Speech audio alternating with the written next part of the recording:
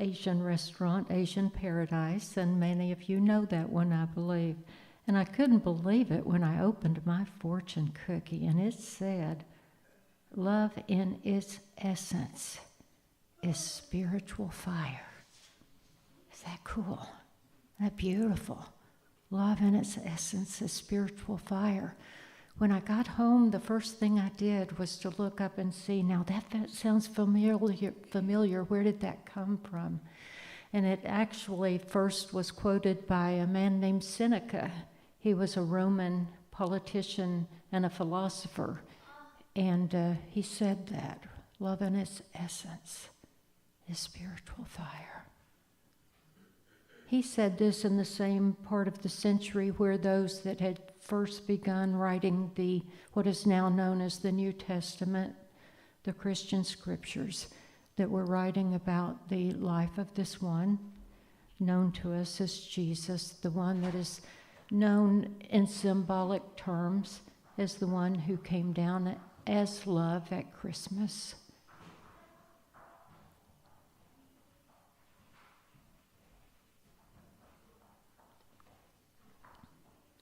Thank you, Cassie.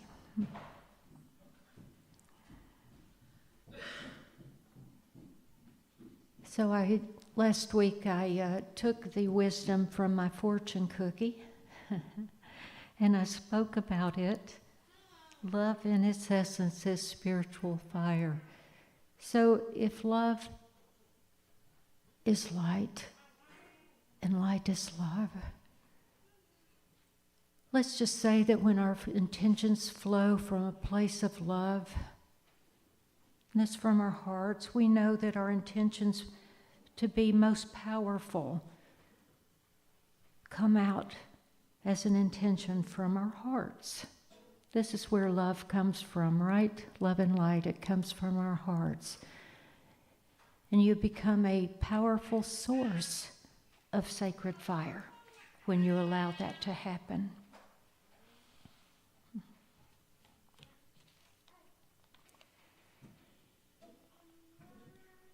And the word light has two meanings. And I want you to think about this for a moment, if you would. This is where it's going to get personal. And I want you to be honest with yourself. You don't have to give me your answer. But I want you to be honest with yourself, if you would, because sometimes we're really not honest with ourselves. If God is love, and love is God, and light is love, then we would say that we want to stay away from darkness, because darkness would be the opposite of joy, wouldn't it?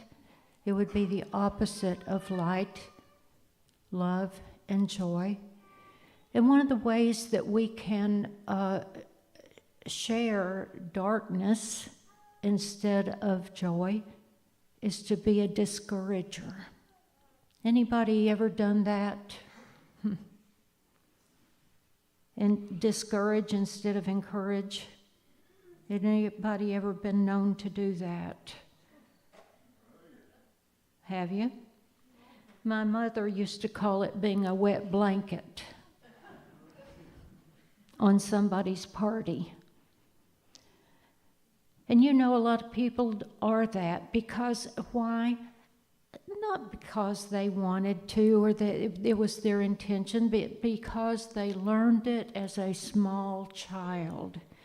Because they learned if you could be negative, maybe you would already look for all the scary stuff in life and you wouldn't be disappointed. But as our friend, our cheerleader here, Matt, says, oh, poor baby, doesn't want to be disappointed. I think we can take it, don't you? Don't you think in our finest moments we can move beyond being disappointed? But I think that's at the basis of why people are always looking for they're pessimists, they're always looking for the worst case scenario, is because they don't want to be disappointed. Well, phooey with that. Look for the good. Look for God. Stay lighthearted. Bring joy. Bring peace. Bring love. Bring light wherever you go. And certainly, don't be a wet blanket on somebody else's joy. Don't do that. Love has one meaning, but the word light has two meanings, doesn't it? We know that you can be light in terms of feeling light and airy like a feather. There's feather light, and there's the word light that comes from illuminating a room. So we want to use the word light in two ways, and we want to use it as being light and feeling light of heart. Can you feel light of heart, light of mind, and express joy? There's one of my favorite movie characters, and it turns out he knew how to keep choosing joy no matter what. He's played by Gene Wilder in a movie called Stir Crazy. Did anyone ever see it? Did you? Don't you just love Gene Wilder? Just love that guy. So many people you just love. I just loved the movie The Burbs too, and my favorite son-in-law there found a copy of The Burbs and played it for us Thanksgiving so I could see one of my favorite movies and laugh and laugh and laugh. Anyway, this particular movie is Stir Crazy, and Gene Wilder, he plays the part of Harry. He's a perpetually happy-go-lucky fella. Nothing brings him down. He has a knack for turning every experience into a gift. When he's thrown into prison for a crime he did not commit, the prison officials try to break his positive attitude. They do everything they can to break him, but they can't. The guards hang Harry by his wrists for several days, only to find him with a big smile on his face. He says, "Thank you, oh, thank you," he exclaims as they untie him. "You finally solved my back problem. I've suffered with that for years. Couldn't find the solution." Next, the officials lock Harry in a little hot box under the sweltering sun. When they take him out a few days later, he begs, "Oh, please, please, just give me one more day. Please, please. I was just starting to get into myself." And finally, they throw Harry into a cell with a monster of a guy, Grossberger. He's a crazed murderer and the toughest criminal, and everybody there avoided him like the plague. When the guards return, they find Harry and Grossberger on the floor laughing over a game of cards. You see, Harry kept choosing joy instead of pessimism, and we can do that too. What we teach here at Unity, if you're not familiar with Unity Worldwide Ministries, if you're not familiar with those teachings, we teach mainly that your thoughts, if kept positive, can change your life. Isn't that simple? And isn't that cool? We just love that. Those 5 principles are: I am. I am a part of God. I am a part of the beloved. I experience that by going within, into the quiet, into meditation.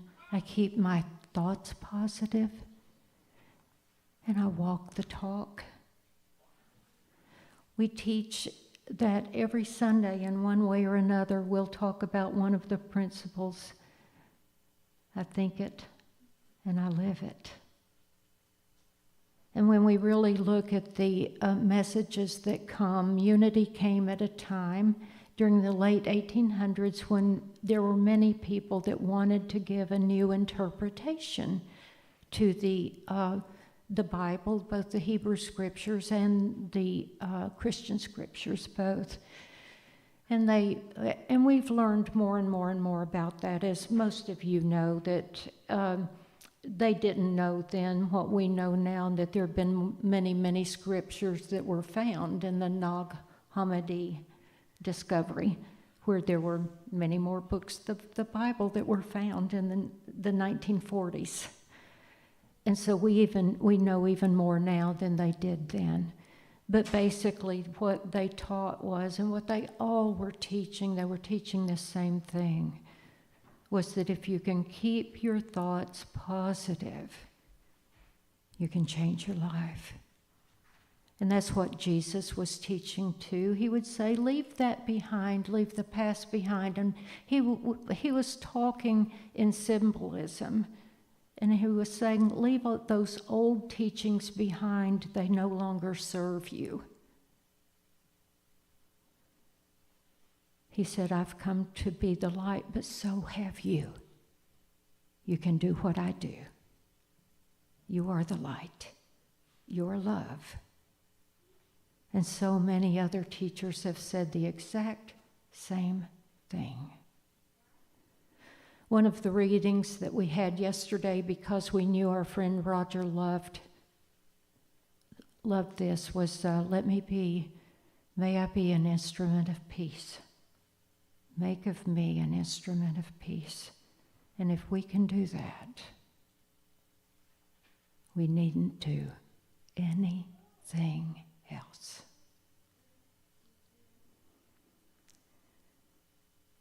And if there's a bit of a Scrooge in you, would you be honest about it? Honest with yourself? When you find yourself being that Scrooge, would you decide that you want to see things differently? Sometimes that's all it takes. Just a little sliver of light, just a tiny sliver. When you're so depressed, you don't even know how you can go on. If you'll just allow just the tiniest sliver, a crack of light, a crack of love, of joy. And when your over-busy mind wants to focus on your worries and problems, you'll be able to go to your well, pull out a dipper full of peace, joy, love, and light. Focus on something powerful. When you feel heavy, is anybody, and just answer to yourself this morning,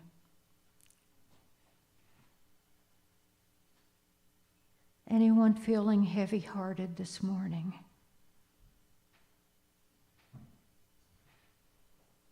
Our prayer for you is this: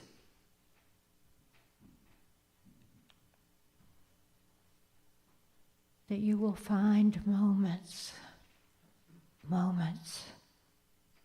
of light, love, and joy, peace, harmony, God.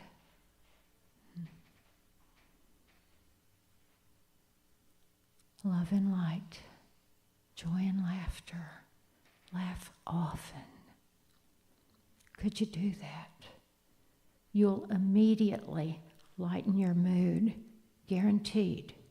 It's one of the greatest miracles that we have, is if you will, even if you're in a depressed state, if you will allow yourself to smile, just smile a tiny bit, it will release those feel-good endorphins, guaranteed, to make you feel better. So I just pray moments of love and light and joy and laughter. After all, that is the ultimate renewable resource. Did you know that? Those of us looking to renew resources on this earth, and some have made that their goal. This is the ultimate. You don't need to be a special guru. You don't need to be the most learned. You don't even need to have memorized all the great sayings and scriptures. All you need to do is smile and allow love, light, and laughter to fill your heart. And so with that, we know that we have several little joyful voices this morning, and we don't want to hold you up any longer. We wish you a Merry Christmas. We wish you the merriest of Christmases, and we hope that you'll stay and enjoy a little refreshment with us. Love, peace, and laughter, may they be yours. Thank you.